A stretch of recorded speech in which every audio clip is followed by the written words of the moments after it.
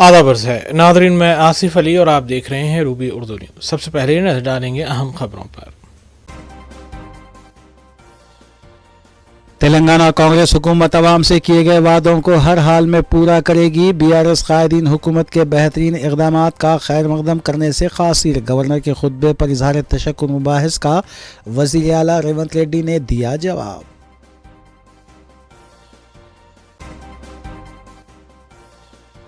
हुकूमत की मुफ्त बस सर्विस स्कीम से लाखों ऑटो ड्राइवर्स बेरोजगार। बीआरएस कायदीन ने कांग्रेस हुकूमत को ऐवान में घेरने की कोशिश।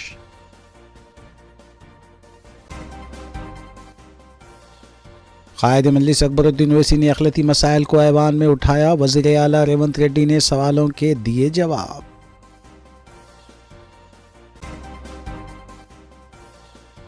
शॉप से सरखा करने वाला मुलाजिम गिरफ्तार। 14,50,000 रुपये नकद रकम बरामद। मीर चौक पुलिस की कार्रवाई।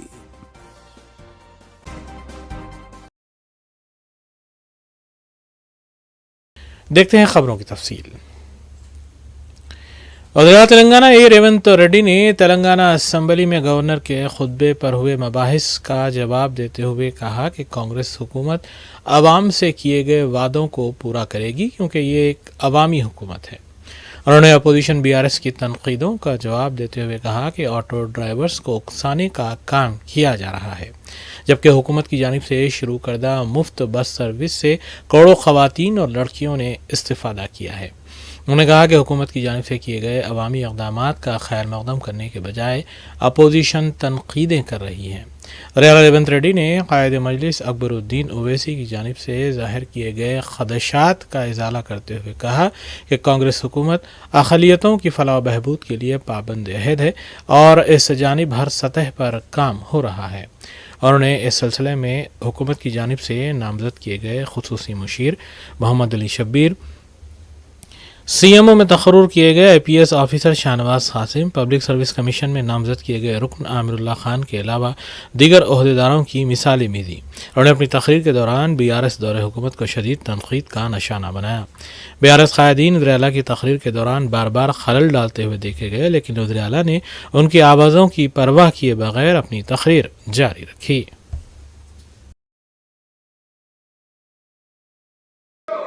मैं చెప్పుకోలే అధ్యక్ష, ఎవరు అధ్యక్ష రోజు సభలో సభ్యులు కల్వకుంట్ల చంద్రశేఖరరావు గారు ఎంపీ ఆ బిల్లు వచ్చినప్పుడు ఇటు లోక్సభలో కానీ అటు రాజ్యసభలో కేశవరావు గారు కానీ ఆ అంశాన్ని ప్రస్తావించి అభ్యంతరం పెట్టాల్సిన సందర్భంలో ఈ బిల్లును మేమే పాస్ చేయించడం, మేమే తెచ్చినాం. దీన్ని రాసేటప్పుడు అందరూ మాతోనే మాట్లాడారు, మొత్తం నా సూచనల మేరకే రాసిందని చెప్పారు అధ్యక్ష.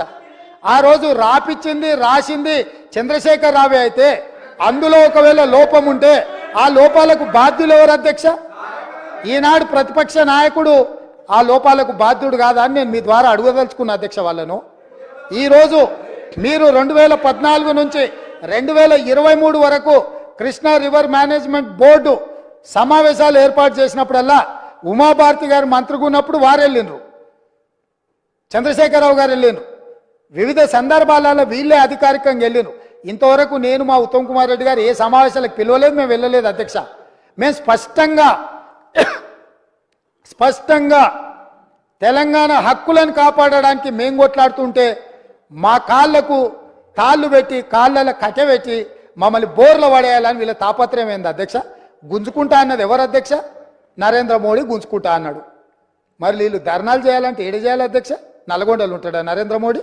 ఏడుంటాడు అధ్యక్ష? ఢిల్లీలో ఉంటాడు.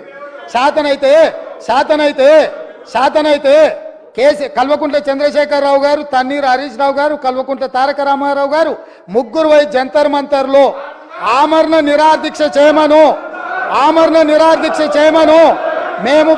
మేము వాళ్ళని పోలీసులు తీసుకెళ్లకుండా వాళ్ళు అమరులు అవ్వడమో లేకపోతే హక్కులను సాధించడమో వరకు ఈ ప్రభుత్వం అండగా నిలబడుతుంది.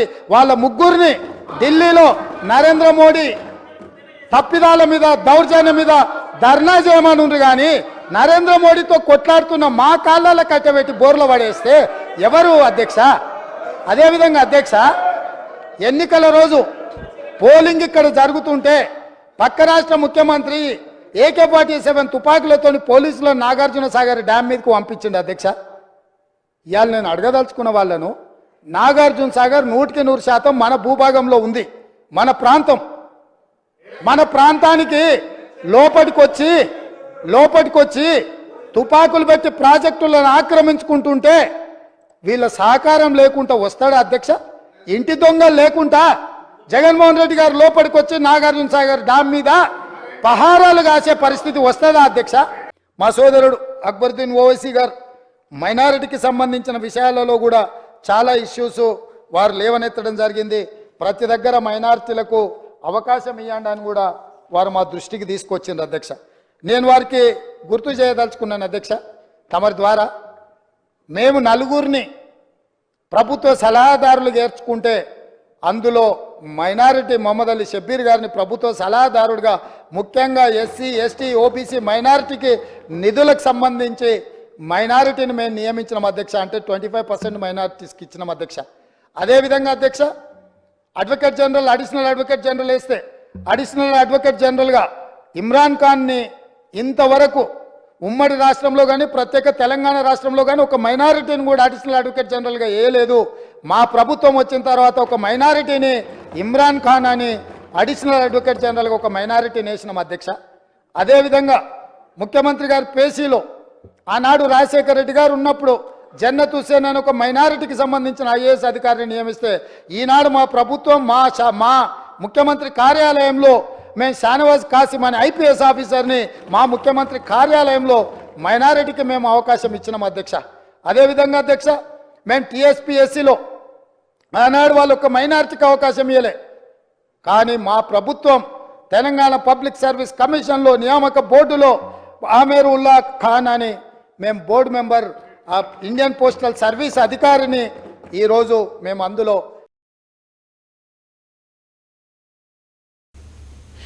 तेलंगाना असेंबली और काउंसिल का बजट इजलास दूसरे रोज़ भी जारी रहा।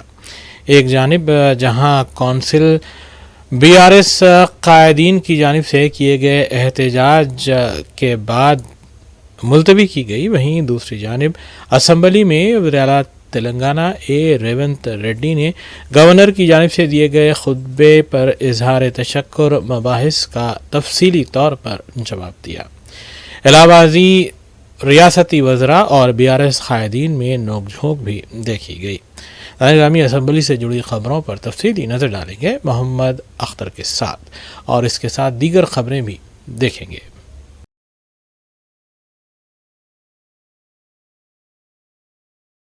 तेलंगाना असेंबली के दूसरे सेशन के दूसरे रोज़ ऐवान में गवर्नर के खुतबे पर इजहार तशक्कुर मुबाहिस का आगाज़ करते हुए कांग्रेस रुकन असम्बली वीरेशम ने बताया कि गवर्नर ने अपने खुतबे में साबिक़ बीआरएस हुकूमत की बदउनवानी को लेकर मशहूर तेलुगु शायर कालूजी नारायण के अशार पढ़े जो काबिल सताइश हैं। उन्होंने बताया कि कांग्रेस हुकूमत इख्तिदार हासिल करने के फौरी बाद प्रगति भवन को प्रजा भवन में तब्दील करते हुए आम आदमी के लिए दरवाजे खोले। इसके अलावा फौरी तौर पर 2 जमानतों पर अमलावरी का आगाज़ किया। उन्होंने बताया कि कांग्रेस हुकूमत अक़लियतों, दलितों और गिरिजनों की हुकूमत है। रुकन असम्बली वीरेशम ने बताया कि उन्होंने कांग्रेस हुकूमतों को अक़लियतों की हुकूमत इसलिए कहा है क्योंकि कांग्रेस ने ही मुसलमानों को 4% तहफ़्फ़ुज़ात देने का आगाज़ किया था। कांग्रेस रुकन असम्बली श्रीनिवास रेड्डी ने भी इस मुबाहिस में हिस्सा लेते हुए साबिक़ बीआरएस हुकूमत पर सख्त तनक़ीद की और कहा कि बीआरएस हुकूमत अवाम से किए गए वादों को पूरा ना करने और बड़े पैमाने पर शामिल होने की वजह से आज वो अपोजिशन की बेंचों पर और कांग्रेस इख्तिदार की बेंचों पर फायज है। कांग्रेस रुकन असम्बली श्रीनिवास रेड्डी ने बताया कि कांग्रेस तमाम 6 जमानतों और इंतखाबी मंशूर में किए गए वादों को रूबे मल्लाते हुए अवाम के दिल जीत लेगी।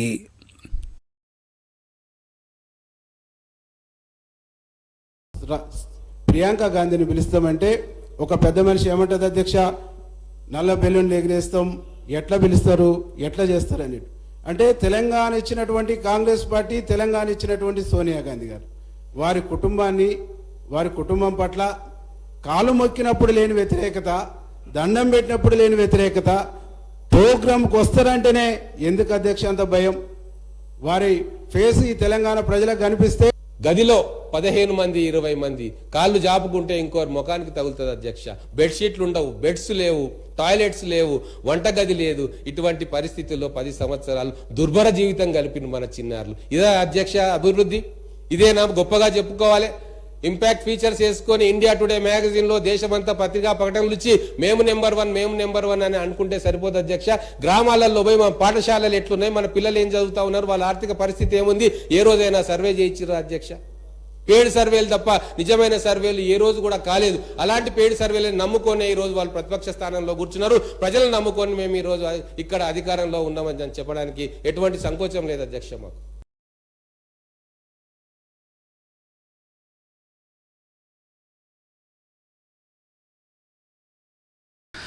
तेलंगाना असेंबली के दूसरे सेशन के दूसरे रोज़ ऐवान में गवर्नर के खुतबे पर इजहार तशक्कुर मुबाहिस आज ऐवान में काफ़ी हंगामा खैज रहे।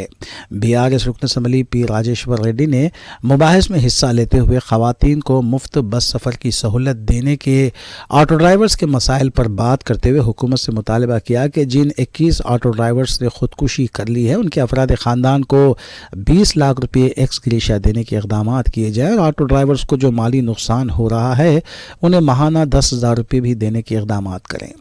उन्होंने आरटीसी मुलाजमीन के मसाइल को भी ऐवान में पेश किया। वज़ीर उमूर मुखन्ना श्रीधर बाबू ने इस मौके पर मदाखिलत करते हुए कहा कि हुकूमत ऑटो ड्राइवर्स की तरक्की और उनकी फलाह व बहबूद के लिए संजीदा है और कांग्रेस हुकूमत के पेश करदा बजट में उनकी माली मदद करने का भी जायज़ा लिया जा रहा है। वज़ीर ट्रांसपोर्ट पूनम प्रभाकर ने बताया कि हुकूमत ऑटो ड्राइवर्स के मसाइल को हल करने के साथ साथ आरटीसी मुलाजमीन के मसाइल को न सिर्फ हल कर रही है बल्कि ख़वातीन को मुफ्त बस सफ़र की सहूलत फराहम करने के लिए नई आरटीसी बसें भी खरीदी जा रही हैं। రుణం తీసుకున్నారు కొంతమంది ఇవాళ డైరెక్ట్ గా వాళ్ళందరూ కూడా రోజుకి 300 రూపాయలు ఖర్చు పెట్టి వాళ్ళందరూ కూడా కిరాయి తీసుకుంటారు అధ్యక్ష. ఇవాళ నిన్నటి వరకు 21 మంది ఆటో డ్రైవర్లు ఆత్మహత్య చేసుకున్నారు. ఏ మహిళలకైతే ఉచితంగా మీరు ప్రయాణం చేయాలని చెప్పేసి ఒక గొప్ప వరం ఇచ్చారని చెప్పి మీరు భావిస్తున్నారో ఈ యొక్క 21 మంది డ్రైవర్ల యొక్క భార్యలకు కూడా మీరు ఖచ్చితంగా ఎక్స్గ్రేషియా 20 లక్షల రూపాయలు ఎక్స్గ్రేషియా చేయాలని చెప్పేసి వారి తరఫున కోరుతున్నా అధ్యక్ష. అంతేకాదు మీరు కూడా ఇందులో ప్రకటించారు 6.5 లక్షల మంది ఇవాళ వాళ్ళందరికీ కూడా 70 నుండి 80% ఆదాయం తగ్గిపోయింది. 20-30% మాత్రమే ఆదాయం వస్తున్నది. ఇవాళ వాళ్ళ పొయ్యిలో పిల్లి లేవలేని పరిస్థితి ఉన్నది. వాళ్ళు ఎందుకంటే రోజు 300 రూపాయలు కిరాయి ఇవ్వాలి, 200 రూపాయలు డీజిల్ పోసుకోవాలి. వాళ్ళకి కనీసం 500-700 రూపాయలు అయితే 1000 రూపాయలు కూడా రావాలి. కానీ 500-600 రూపాయలే వస్తుంటే ఇవాళ ఈఎంఐలు కట్టలేక ఇంట్లో భోజనం పెట్టలేక ఇవాళ 21 మంది చచ్చిపోయినరు.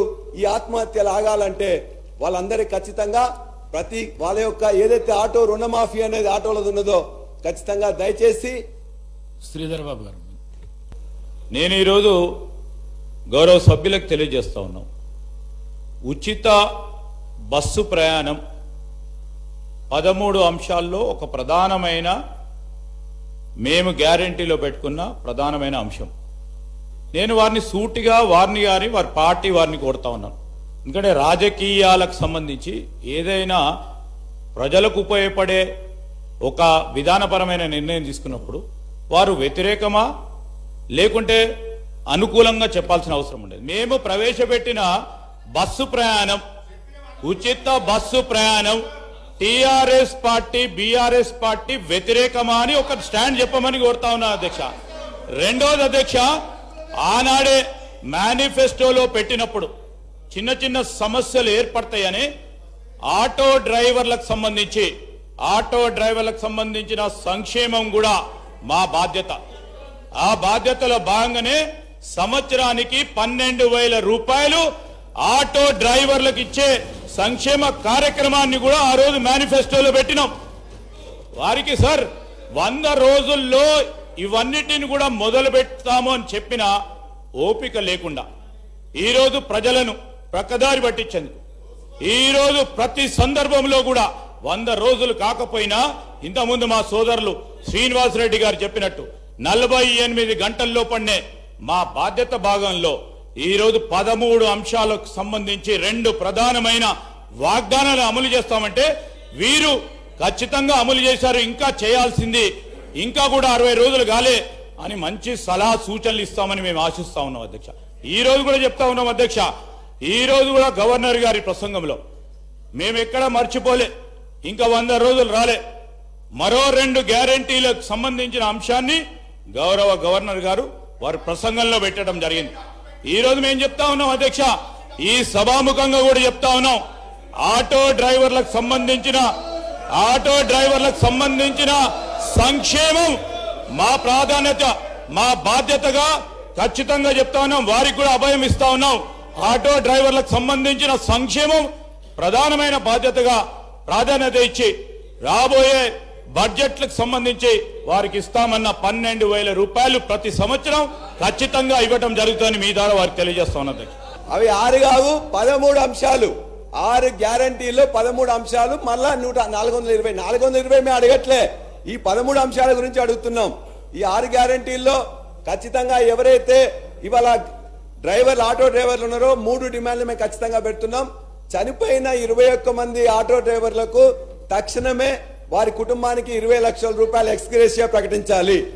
రెండోది, వాళ్ళ కుటుంబాలు ఎవరైతే ఇలా 300 రూపాయలు కిరాయి తీసుకొని 200 డీజిల్ తీసుకొని 500 రూపాయలు కూలి కూడా పడతలేదు కాబట్టి ఆ కుటుంబాలకి వ్యవసాయాలకు రుణమాఫీ ఎట్లు ఇస్తున్నావో చాలా బీద వాళ్ళు, చదువుకోని వాళ్ళు, కష్టపడుతున్న వాళ్ళందరూ కూడా ఇలా గ్రామీణ ప్రాంతం నుంచి ఇక్కడికి వచ్చింది కాబట్టి ఆటో రుణమాఫీ కూడా చేయాలని చెప్పి కూడా ఈ సందర్భంగా మేము కోరుతున్నాం.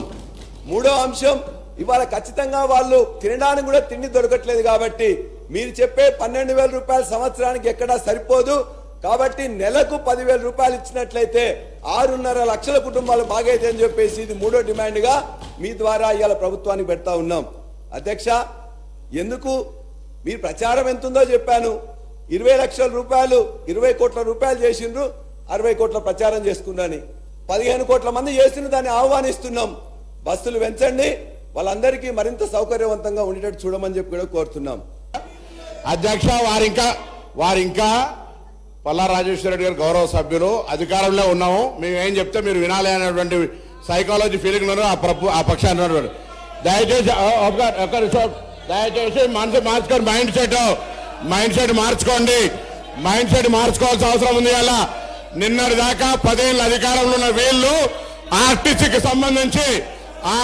సంబంధించి తెలంగాణ ఉద్యమం కోసం నై చలేగా బస్ కప్పయ్యా నై చలేగా అని ఉద్యమం చేసిన వాళ్ళ గురించి పట్టించుకోని వీళ్ళు, 60 రోజులు సమ్మె చేస్తే ఆత్మహత్యలు చేసుకుంటే పట్టించుకోని వీళ్ళు ఇలా ఆర్టీసీ గురించి మాట్లాడుతున్నారు. అధ్యక్ష, ఇలా తెలంగాణ ప్రభుత్వం అధికారంలో కాంగ్రెస్ పార్టీ వచ్చిన తర్వాత ఇప్పటి వరకు 15 కోట్ల మంది పైగా మహిళా అక్క చెల్లెళ్లకు ఉచితంగా బస్ సౌకర్యం ఇచ్చినామని మనం చేస్తున్నాం.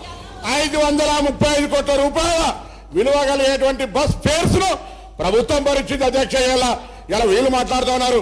పెద్దలు గౌరవ మాజీ మంత్రి హరీష్ రావు గారు అనాలోచిత డిమాండ్ 15,000 ఆటోకి ఇవ్వాలంట నెలకు. మీరేమిచ్చారు? 1000 రూపాయలని ఇచ్చిందా? ఒకవైపు ఆటో పన్ను రద్దు చేస్తున్నామని ఛానళ్ల పేరు మీద 1000 రూపాయలు వీపులు కొట్టి ఆటో కార్మికుల దగ్గర పోయి మాట్లాడదాం. సభను తప్పుదో పట్టించే విధంగా 21 మంది ఆత్మహత్య చేసుకున్నారని చెప్తా ఉన్నారు. ఇలా అవన్నీ కూడా మీరు అనవసరంగా ప్రేరేపించి వాళ్ళని మన దగ్గర ఎక్కడ కూడా ఇలా సార్, మేము ఆటో బస్సు ప్యాసింజర్ ఇంటికి పోతలే, ఆటో బస్సు బస్ స్టాండ్ కు ఆటో వాళ్ళను బస్ స్టాండ్ తీసుకొచ్చే బాధ్యత ప్రజలను ఆటోనే బస్ స్టాండ్ తీసుకొస్తా ఉన్నది. బస్సు ప్యాసింజర్ ఇంటికి పోతలేదు. మారిపోయింది ఎక్కడ అధ్యక్ష? మేము మహిళలకు మీకు నిజంగా ధైర్యం ఉంటే మీ ప్రభుత్వంలో ఉన్నటువంటి వాళ్ళు చేయలే, మేము ఇలా తెలంగాణ అక్క చెల్లెలకు కూర్చొని వద్దా చెప్పండి. మీరు వ్యతిరేకిస్తున్నారో చెప్పండి. స్పష్టంగా చెప్పకుండా దొంగ తిరుగుడు ఎవరేమో ఇలా దయ్యాలు వేదాలు వాళ్ళు ఇచ్చినట్టు పెద్ద పెద్ద దొరలు ఆటోలు వస్తా ఉన్నారు. ఎన్నడూ పెంచి కారు దిగిన వాళ్ళు ఆటోలో వస్తా ఉన్నారు. ఆటో కార్మికులను అవమానపరుస్తా ఉన్నారు.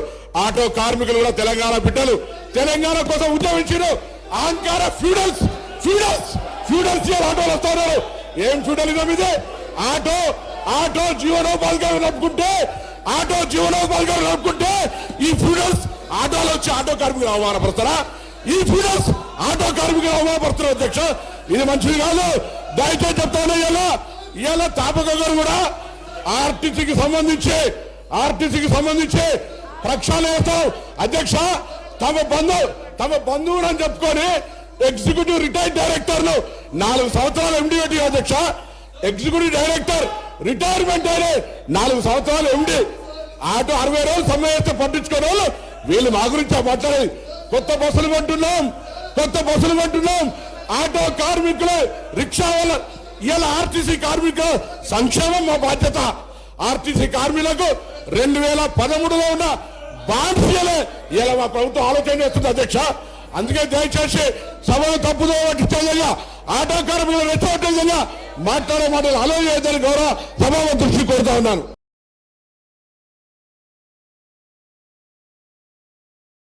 ऐवान असम्बली में बीआरएस अरकान असम्बली ने ऑटो ड्राइवर्स के मसाइल को लेकर उनकी तायद में ओल्ड एमएलए क्वार्टर हैदरगुड़े से असम्बली तक ऑटो में पहुंचे और अपने हाथों में वो बैनर थामे हुए एहतजाज कर रहे थे, जबकि ऑटो ड्राइवर्स के साथ इंसाफ करने का भी मुतालबा किया गया। एक ऑटो में साबिक वज़रा सबिता इंदा रेड्डी, सत्यवती राठौर, प्रशांत रेड्डी और दीगर, दूसरे ऑटो में हरीश राव, श्रीनिवास यादव, सुधीर रेड्डी और दीगर ऑटोज़ में मल्ला रेड्डी, विवेकानंद गांधी, एल रमना और दीगर असम्बली पहुंचे। बीआरएस अरकान असम्बली सबिता इंदा रेड्डी, प्रशांत रेड्डी, विवेकानंद गांधी ने मीडिया से बात करते हुए हुकूमत से मुतालबा किया कि जिन ऑटो ड्राइवर्स ने माली मुश्किलात की वजह से खुदकुशी की है उनके अफराद ख़ानदान को 10 लाख रुपये एक्स ग्रेशिया फराहम किया जाए। इसके अलावा ख़वातीन को मुफ्त बस सफ़र की सहूलत फराहम करने के बाद ऑटो ड्राइवर्स को जो माली नुकसान हो रहा है उसकी पाबजाई के लिए हुकूमत की जानिब से हर ऑटो ड्राइवर्स को माहाना 15,000 रुपये देने के इक़दाम करें। पुलिस की जानिब से अरकान असम्बली के ऑटोज़ को अंदर जाने की इजाज़त नहीं दी गई, जिस पर बीआरएस रुकन असम्बली विवेकानंद गांधी और पुलिस के दरमियान काफ़ी देर तक बहस व तकरार देखी गई।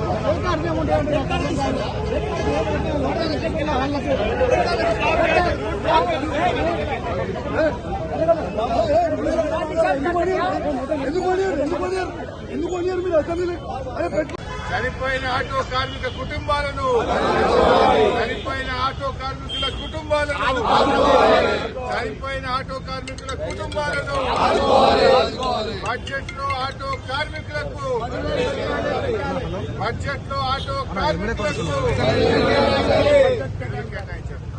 బడ్జెట్ లో ఆటో కార్మికులకు, బడ్జెట్ లో ఆటో కార్మికులకు, వృత్తి చెందిన ఆటో కార్మికుల కుటుంబాలను, వృత్తి చెందిన ఆటో కార్మికుల కుటుంబాలను, జై తెలంగాణ।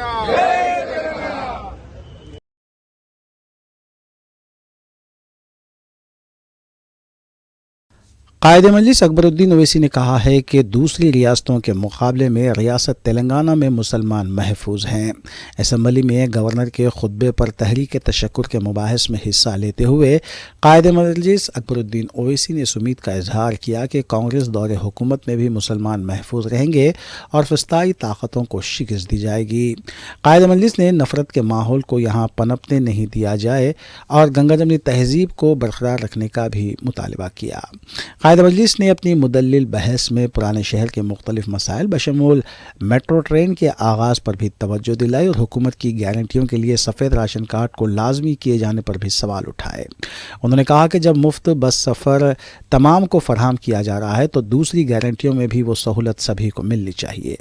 अकबर ओवैसी ने स्कॉलरशिप्स के बकायाजात की अदायगी पर तवज्जो दिलाई और टीचिंग हॉस्पिटल में भी आरोग्यश्री की सहूलतों को वसअत देने की दरख्वास्त की। उन्होंने तमाम खानगी दवाखानों के आरोग्यश्री के बकायाजात को भी जारी करने पर जोर दिया। अकबरुद्दीन ओवैसी ने कहा कि उर्दू की बका के लिए उर्दू को बचाया जाए और उर्दू जानने वालों को मौका फराहम किया जाए, जबकि उन्होंने कॉरपोरेशंस में भी मुसलमानों को नुमाइंदगी की दरख्वास्त की। कायद मजलिस ने कहा कि हम सिर्फ हमारे मसाइल का हल चाहते हैं और हमारे साथ दूसरे दर्जे का सलूक ना हो। कायद मजलिस ने रमज़ान के इंतजाम के सिलसिले में इजलास जल्द तलब करने की दरख्वास्त की और कहा कि लोकसभा इंतखाबात का एलामिया जारी हो सकता है, इसलिए रमज़ान के इंतजाम के लिए जल्द ही इजलास तलब किया जाए ताकि तमाम कामों को अंजाम दिया जा सके। निज़ामिया तिबी कॉलेज के काम को शुरू करने और दीगर मसाइल के अलावा बाज़ हॉस्पिटल्स को तरक्की देने से मुतालिक जियो की इजराई लेकिन कामों की अदम तकमील पर भी अकबरुद्दीन ओवैसी ने हुकूमत को तवज्जो दिलाई।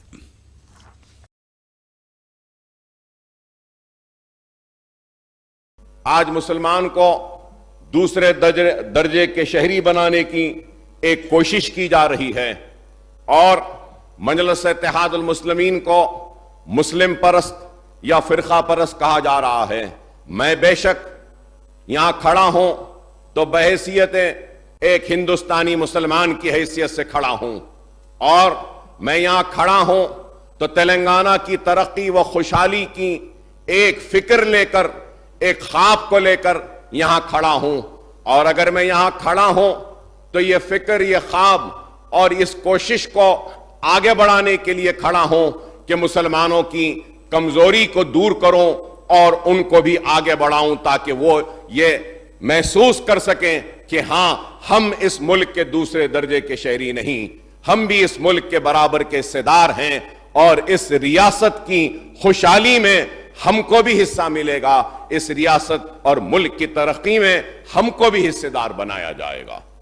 और सैंक्शन और एलोकेशन होना है, इसमें कई चीजें। Through you I request honourable chief minister साहब to kindly call for this geo number wherein we had proposed work worth 1217 crores wherein there are flyovers और इसमें कई चीजें हैं, रोड वाइडनिंग्स है। अगर आप इसको देख के फेज मैनर में, I know what is the financial position of the state. I would not make any demand which is impossible, sir, but I would request phase manner में थोड़ा थोड़ा पैसा देकर अगर हम ये जियो और ये प्रपोजल्स को कंप्लीट करेंगे तो ओल्ड सिटी के कंजेशन को हम दूर कर सकेंगे। हैदराबाद मेट्रो, HMWSNSB का जियो RT number 544 dated 5/8/23 MA and UD department regarding rehabilitation, strengthening and improvement of sewerage network in zone 2 as per CSMP covering the Chandrayan Gutta assembly constituency, sir, इसका भी sanction दिया गया sir. Sir, the sanction has been given 301 crore sir, sewerage का। तो ये काम को भी फेज वाइज अगर आप करेंगे तो मैं हुकूमत का ममनून रहूंगा, मशकूर रहूंगा sir. Also sir about the hospitals for old city, मैं honourable through you sir I would like to bring to the important और notice of the incharge minister साहब मिस्टर पूनम प्रभाकर साहब हु इज देयर हियर, मैं उनकी तवज्जो में भी लाना चाहता हूं ये मसाइल को कि हॉस्पिटल्स के ताल्लुक से GO RT number 573 renovation restoration of heritage building of government Nizamia Tibbi college जिसकी लागत 52.50 करोड़ है, इसका जियो निकला है। इसको भी अगर आप काम को शुरू करेंगे, Nizamia Tibbi college sir, the girls are staying there, the girls hostel is very bad और एक सबसे बड़ा मसला है, मैं ऑनरेबल चीफ मिनिस्टर साहब का इंटरवेंशन चाहूंगा इस पर, हेल्थ मिनिस्टर साहब की तवज्जो चाहूंगा कि जितने जो निजामिया तिबी कॉलेज के डॉक्टर्स हैं उनको वापस भेजा जा रहा है अपने पेरेंट डिपार्टमेंट में, जहां से हर महकमे में कर रहे हैं। अगर ये लोग चले जाएंगे तो निजामिया तिबी कॉलेज के एजुकेशन और तालीम पर असर होगा। तो इसको देखने के लिए मैं दरखास्त करूंगा। और एक जियो है RT number 575, upgradation of UCHC Barkas 30 bedded to 50 bedded 9.50 crore का। और एक जियो है RT number 577, establishment of 100 bedded area hospital at Ballaguda worth 42 crore sir. GO RT number 574 sir, establishment of 100 bedded area hospital at Dabilpura worth 42 crore. Geo RT number 576 dated 39/23 sir, establishment of 50 bedded CHC at SRT colony Yakhutpura sir, 18.80 crore sir. Geo RT number 487, establishment of 100 bedded area hospital at Kamatipura 42 crore sir. Or sir, lastly, the most important is Usmania Hospital. Usmania Hospital की heritage building है, दवाखाना बंद है, Osmania hospital को take up कीजिए sir. और sir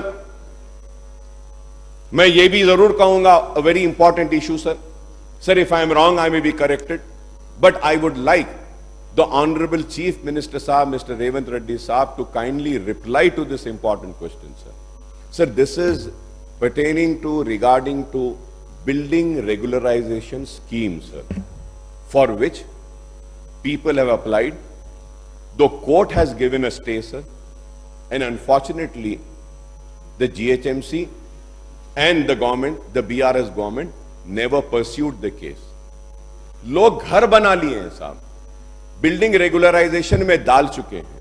अगर government की तरफ से हम कोर्ट में पहल करेंगे, कोशिश करेंगे, तो मुझे यकीन है कि कम से कम हमको एक 3 से 4 हजार करोड़ तो बिल्डिंग रेगुलराइजेशन अगर रेगुलराइज करते हैं तो मिल जाते हैं.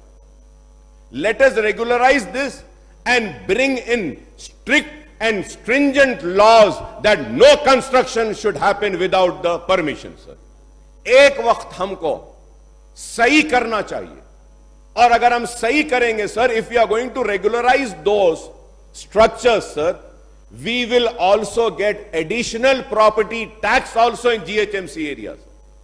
तो मैं उम्मीद करता हूं कि हुकूमत मेरे इस मुतालबे पर संजीदगी से सोचेगी और ₹1 लाख का जो फाइनेंशियल असिस्टेंस माइनॉरिटीज और बीसीज को जो साबिका हुकूमत की तरफ से मंजूर हुआ था, उसका फेट क्या है सर बताइए. क्या देने वाले हैं, नहीं देने वाले? सर, मंजूर हो चुका है, उसको रिलीज कर दीजिए. बीसी भी खुश हो जाएंगे, माइनॉरिटीज भी खुश हो जाएंगे. इससे हुकूमत ने मंजूर किया लेकिन दे नहीं रहे हैं. सर, थ्रू यू मैं हुकूमत को मुबारकबादी देता हूं कि सरकारी मुलाजिमीन की तनख्वाह को अपने वादे के मुताबिक उन्होंने महीने के शुरू पर उनके अकाउंट्स में डाल दिए. मुबारकबाद देता हूं. मगर सर, बेचारे पेंशनर परेशान है, उनकी पेंशन नहीं आई साहब. अब तक अभी मैं आ रहा था तो एक बड़ी बी ने मुझसे कहा कि अकबर साहब असेंबली में ये मसला उठाइए, हमारी पेंशन नहीं आई साहब. बढ़ के नहीं आई, जितनी आ रही थी वो भी नहीं आई साहब, जरा पेंशन दे दी. तो मैं उम्मीद करता हूं कि पेंशनर्स की पेंशन को भी जो रिलीज नहीं हुआ उसको आप रिलीज कर देंगे. और sir, minority BC welfare department officials are undertaking identification, scrutiny, verification of household and sanction assistance under the application of financial assistance scheme, accountability, transparency in selection beneficiary as per government guidelines. Sir, मैं एक मुतालबा आपके जरिए करना चाहता हूं sir. Sir, whether earlier it was Dalit Bandhu or BC minority, selection of beneficiaries right was given to the MLA sir. Sir, I never selected nor I gave any letter sir. Sir, why should I select? It is the responsibility of the government to select the eligible beneficiaries. Why should a public representative give a list? I might give a list of my people. One might give a list of his people. Why should anyone give a list of anyone, sir? Let the government select, sir. I request the government to kindly look into this, sir. Whether it was Dalit Bandhu, whether it was any other, जिसको मिलना था, हकीकी जो लोग थे उनको नहीं मिला. Sir, also, sir, 2 bedrooms, sir. Sir, in my constituency, sir, 2 bedroom घर आए, 2 bedroom का पट्टा दिया गया और अब तक उनको चाबी नहीं दी गई क्योंकि कोर्ट केस था. तो अब जिनको अलॉट हुआ है फर्स्ट और सेकंड फेज में, उनका फेट क्या है?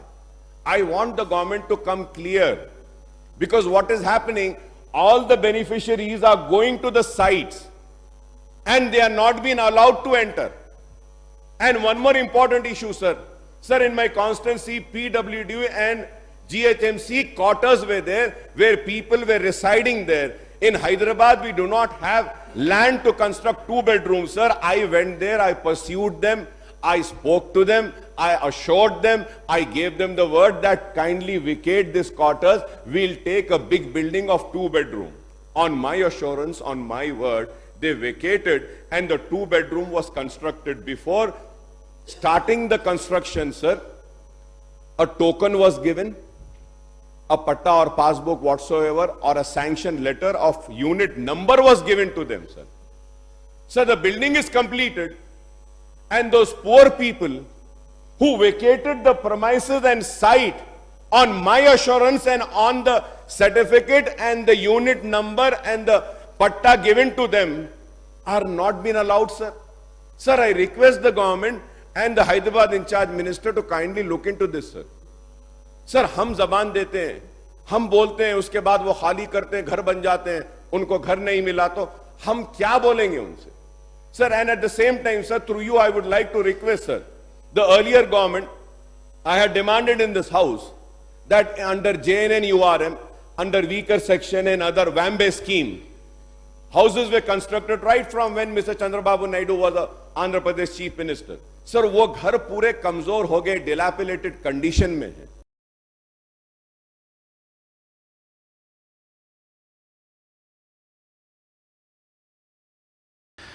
तेलंगाना असेंबली के अहाते में आज उस वक्त कशीदगी देखी गई जब बीआरएस के अरकान मुखन्ना हैदरगुड़ा एमएलए क्वार्टर से असेंबली तक ऑटो में चलो असेंबली प्रोग्राम के तहत पहुंचे और जब खुतबुल्लापुर के रुकन असेंबली विवेकानंद गौड़ अपनी गाड़ी के साथ प्ले कार्ड्स लेकर असेंबली के अंदर दाखिल होने की कोशिश कर रहे थे, तब पुलिस ने उन्हें रोक दिया.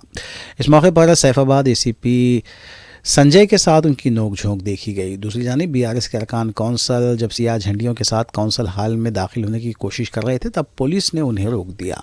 इस मौके पर बीआरएस के अरकान कौंसल की तरफ से नारेबाजी की गई, जबकि साबिक़ वज़ीर दाखिला मोहम्मद महमूद अली के अलावा रुकन कौंसल की कविता भी इस मौके पर मौजूद थी.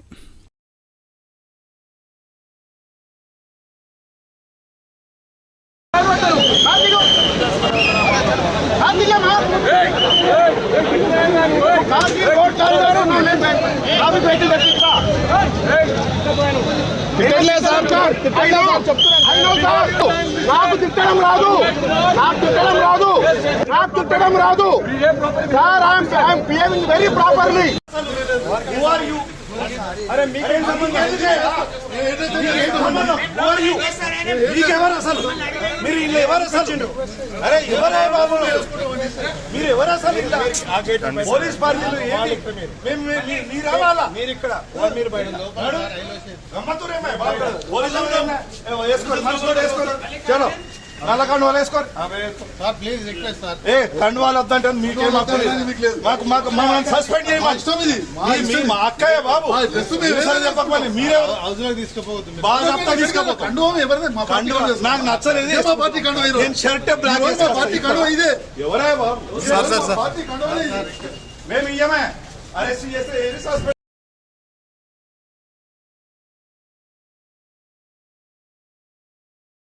मरकज़ी वज़ीर किशन रेड्डी ने बताया कि रेलवे के सफ़र को आसान और वाजबी बनाने के लिए हुकूमत ने मुसाफिरीन के लिए सब्सिडी की पेशकश की है.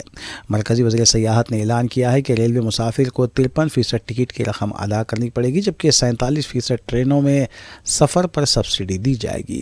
वज़ीर सयाहत ने बताया कि माली साल 2023 में 5240 किलोमीटर की नई रेलवे लाइन बिछाई गई है और रेलवे बजट को माली साल 2023-24 में 8 गुना तक बढ़ा दिया गया है.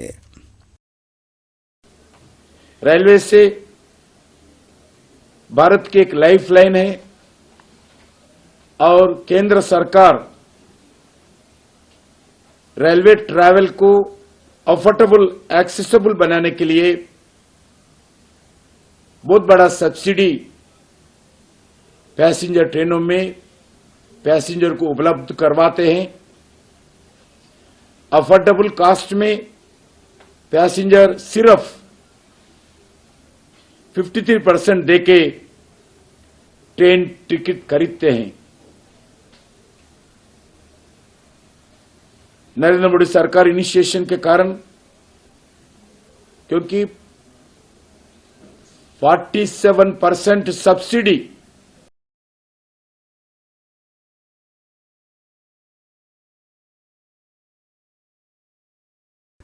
रायदुर्गम पुलिस ने आईटी हब के पास सड़क पर करतबबाजी करने वाले नौजवानों को गिरफ्तार कर लिया। बताया गया कि 6 नौजवान 4 टू व्हीलर पर करतबबाजी कर रहे थे। पुलिस ने वीडियो मंजरेआम पर आने के बाद उन्हें गिरफ्तार कर लिया और उनके बाइक्स को भी जब्त कर लिया गया। हालिया चंद दिनों के दौरान लापरवाह ड्राइविंग की वजह से कई हादसा पेश आ चुके हैं और सरपरस्तों को भी चाहिए कि अपने बच्चों को इस तरह की करतबबाजी से बाज रखें, क्योंकि खुद की जान को भी खतरा है और दूसरों की जिंदगियों को भी खतरा लाहक हो सकता है।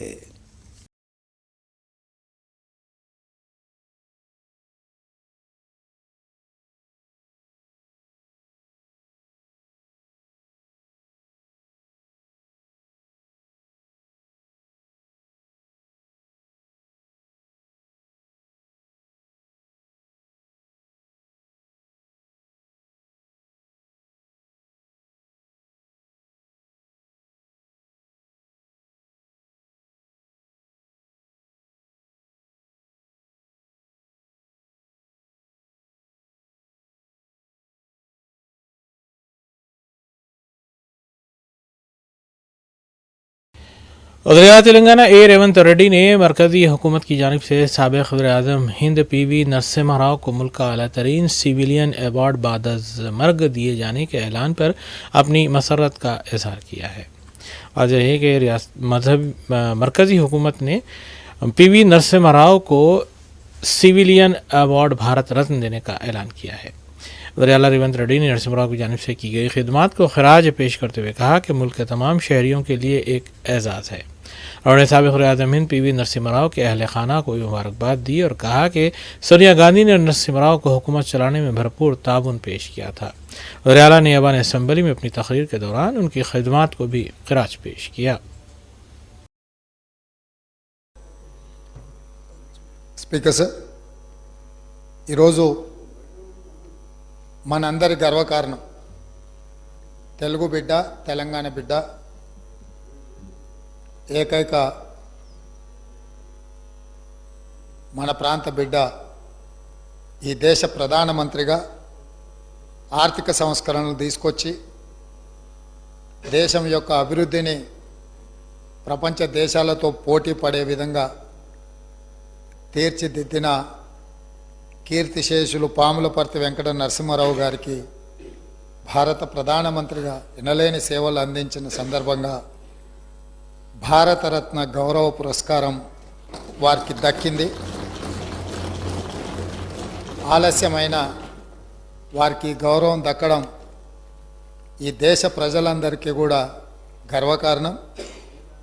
ఈ సందర్భంగా నా తరఫున, ఈ సభ తరఫున, తెలంగాణ ప్రజలందరి తరఫున వారి కుటుంబ సభ్యులకు, అభిమానులకు, అడుగడుగున వారి రాజకీయ ఎదుగుదలకు సహకరించిన కాంగ్రెస్ పార్టీ నాయకులకు, ప్రధానంగా శ్రీమతి సోనియా గాంధీ గారు వారు ప్రధానమంత్రిగా ఎన్నికవ్వడానికి, ప్రభుత్వాన్ని నడిపించడానికి సహకరించి ఆనాడు నిజాంలకు వ్యతిరేకంగా రజాకర్ల దాష్టికం మీద పోరాటం చేసి హైదరాబాదు రాష్ట్ర విముక్తిలో అత్యంత కీలక పాత్ర పోషించిన కీర్తిశేషులు PV నరసింహారావు గారికి భారతరత్న వచ్చిన సందర్భంగా ఈ సభంతా కరతాళ ధ్వనులతోటి వారికి, వారి కుటుంబానికి ధన్యవాదాలు చెప్పి వారి కుటుంబాన్ని మనస్ఫూర్తిగా అభినందిస్తున్నా. भारतीय जनता पार्टी के रियासती यूनिट में शामिल ओबीसी कायदीन ने कांग्रेस कायद राहुल गांधी की जानिब से वज़ीर-ए-आज़म हिंद नरेंद्र मोदी पर किए गए रिमार्क्स के खिलाफ अपना ज़बरदस्त एहतजाज दर्ज करवाया। रियासती ऑफिस के रूबरू किए गए इस एहतजाज में राहुल गांधी के रिमार्क की शदीद मजम्मत की गई। इस मौके पर ओबीसी मोर्चा कायदीन संजय घांटे, पी चंद्रशेखर, शरद सिंह ठाकुर, रवि कुमार शंकरोला, वेंकट जानू के अलावा दीगर भी मौजूद थे। बीजेपी ओबीसी मोर्चा ने मुतालबा किया कि फौरी तौर पर राहुल गांधी नरेंद्र मोदी से माजरत खाही करें। इस मौके पर राहुल गांधी का अलामती पुतला भी नजर आतिश किया गया।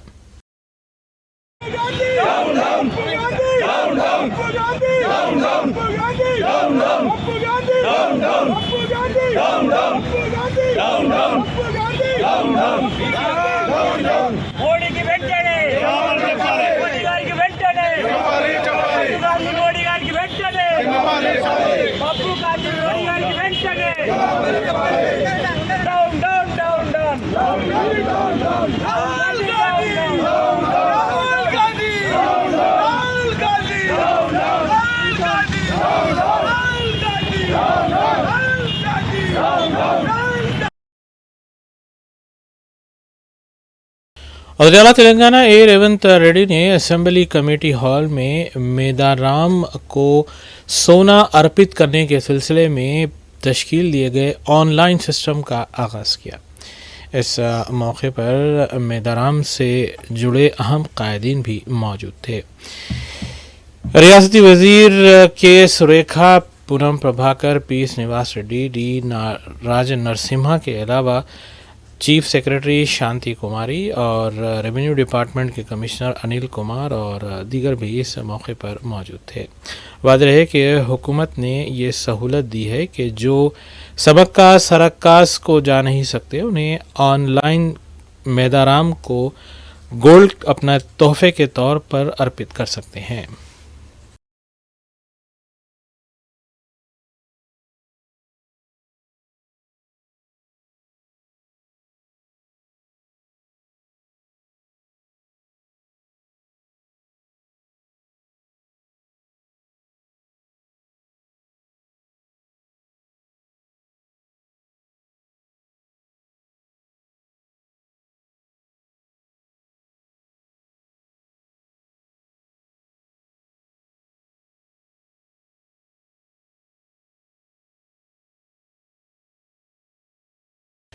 मैनेजमेंट गुरु और motivational speaker professor Mohammad Masood Ahmed हर साल की तरह इस साल भी कौमी बजट पर अपना लेक्चर पेश करेंगे।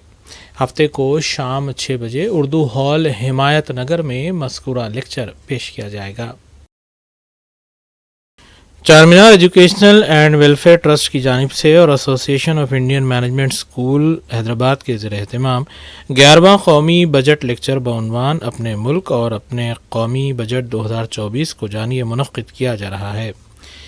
इस प्रोग्राम को हमेशा की तरह प्रोफेसर मोहम्मद मसूद अहमद मुखातिब करेंगे और लेक्चर देंगे। मानक़सी की हैसियत से R Mohan Kumar IRS retired income tax officer रहेंगे। प्रोग्राम की सदारत गुलाम इज़्ज़ानी सीनियर एडवोकेट करेंगे। हर साल की तरह इस साल भी इस 11वें लेक्चर में हिंदुस्तान की मईशियत, तालीम, सेहत के अलावा दूसरे उमूर और कौमी बजट 2024 का तज्ज़िया पेश किया जाएगा।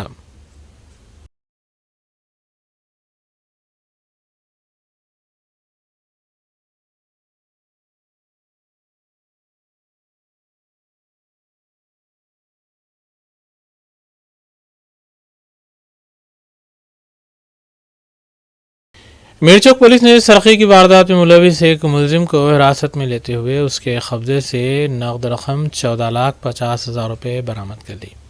एडिशनल DCP साउथ जोन के मुताबिक नूरखां बाज़ार में वाक़े एक शॉप में सरक़ा किया गया था जिसमें शॉप ही का मुलाजिम मुलविस था। पुलिस ने तहक़ीक़ात के बाद मुलजिम पुनपुन डॉली को हिरासत में लिया और इस केस की यकसुई की। मीरचौक पुलिस स्टेशन एरिया में सुल्तानपुरा नूरखान बाजार में जमजम फास्टनर्स बोल के एक ऑटोमोबाइल शॉप है, ट्रैक्टर स्पेयर पार्ट्स का। उस दुकान में चोरी हुआ बोल के 7 तारीख के दिन एक कंप्लेंट आया था। कंप्लेंट आया था, साथ ही हमारे मिर्चौक डीआई दिलीप कुमार और उनका क्राइम टीम और एसएचओ राजकोंडा रविंदर, ये लोग जाके वहां पर केस रजिस्टर करके ये लोग इन्वेस्टिगेशन शुरू करे और वो वहां पर जो अपने को सबूत मिले टेक्निकली आपने को जो सबूत मिले उसके जरिए कल शाम में 5:30 बजे चिरागपल्ली जहराबाद के नजदीक जो है सो एक मुलजिम इनको पकड़े गया। इनका नाम है पुपुन डोले, ये असम का रहने वाले हैं। इनको पकड़ के अपन इंट्रागेशन करे पूछताछ करने से उन्होंने जो है सो ये जुर्म जो है सो कबूल लिए। इन्हों जो है सो असम के रहने वाले हैं। इन्हों वही दुकान में काम करते थे और वही लोकेलिटी वही बिल्डिंग में 5th फ्लोर पे है सो पेंट हाउस पे रहते थे।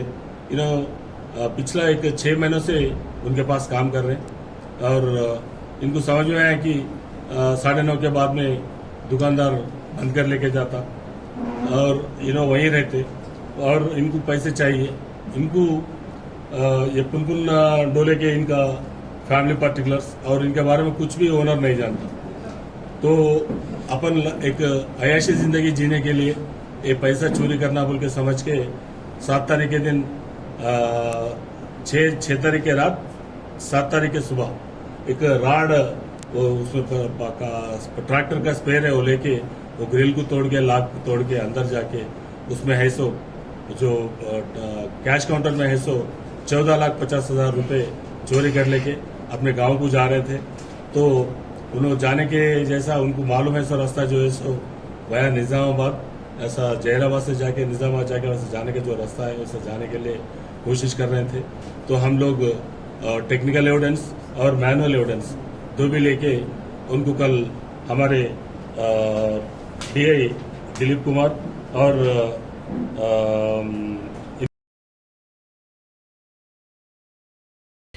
जुबली हिल्स पुलिस ने कत्ल की एक वारदात में मुलविस मुलजिमीन को हिरासत में लेते हुए इस केस की यकसुई कर ली। एसीपी जुबली हिल्स के मुताबिक 7 फरवरी को एलएन नगर यूसुफगुड़ा में 36 साला शख्स पर चाकुओं से हमला करते हुए उसका कत्ल किया गया था। इस सिलसिले में पुलिस ने पहले मुलजिम नंबर 1 तथा 6 को हिरासत में लिया और माबाकी मुलजिमीन को भी हथियार के साथ हिरासत में लेते हुए इस केस की यकसुई की गई। परसों 7 तारीख को एक मर्डर हुआ एलन नगर में। एक उसका नाम क्या है बोले तो रामू बोल के है। तो रामू को कमरे में एक 10 आदमी आके नाइफ से मारे करते। उसके बारे में इधर हम कोशिश करने के लिए आया। और एक बात क्या है इसमें, आज सुबह 7 बजे को इसमें एक्यूजन के लिए 6 एक्यूज मिला होगा राम रेड्डी नगर में जीमेटला में। उसके संगत में और 5 हथियार मिला और एक कार और जूते पूरा सब कुछ मिला हुआ थे। इसके मुख्यांश क्या है बोले तो इसमें एक इलीगल इंटीमेसी है और एक पर्सनल गर्ज भी है। पर्सनल गर्ज के बारे में एक आदमी को मर्डर कर दिया और इलीगल का इंटीमेसी भी है। और एक ये जो आदमी इसमें औरत मिला सो वो ब्रोतल चलाते रहते। इसके बारे में सबको मिला के 8 आदमी को अरेस्ट कर दिया। नहीं मालूम कर लेना है। पहले तो एक आदमी को रौडी शेफ जेल में पहले का 2020 में ये डिसीज का और कंप्लेंट अक्यूज को बहुत दोनों के बीच में एक हुआ करते लफड़ा हुआ करते। फिर बाद में क्या हुआ, उन्हें 2 साल से वेट कर रहे थे इसको मारने के लिए। वो मारने के बिटवीन में औरत से बीच में उसके संगत से बुला के मार दिया परसों। वो डिसीज को नहीं है। आखिर में देखेंगे सुर्खियां एक बार फिर। तेलंगाना कांग्रेस हुकूमत अवाम से किए गए वादों को हर हाल में पूरा करेगी। बीआरएस कायदीन हुकूमत के बेहतरीन इक़दामात का खैर मकदम करने से कासिर। गवर्नर के खुतबे पर इजहार तशक्कुर मुबाहिस का वज़ीर आला रेवंत रेड्डी ने दिया जवाब।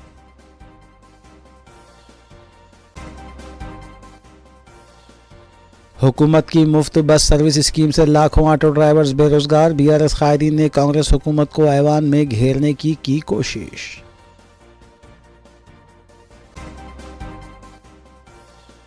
कायद मजलिस अकबरुद्दीन ओवैसी ने अखिलती मसाइल को ऐवान में उठाया। वज़ीर आला रेवंत रेड्डी ने सवालों के दिए जवाब।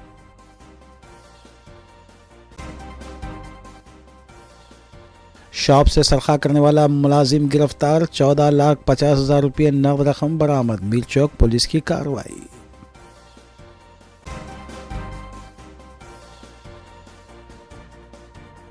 इसी के साथ रूबी न्यूज़ ही अख्ताम पजीर होती हैं। रियासती, कौमी और बैन-अक़वामी खबरों के लिए देखते रहिए रूबी न्यूज़। हम इस उम्मीद के साथ आपसे इजाज़त लेंगे कि आपका आने वाला दिन अच्छा होगा। अस्सलाम वालेकुम।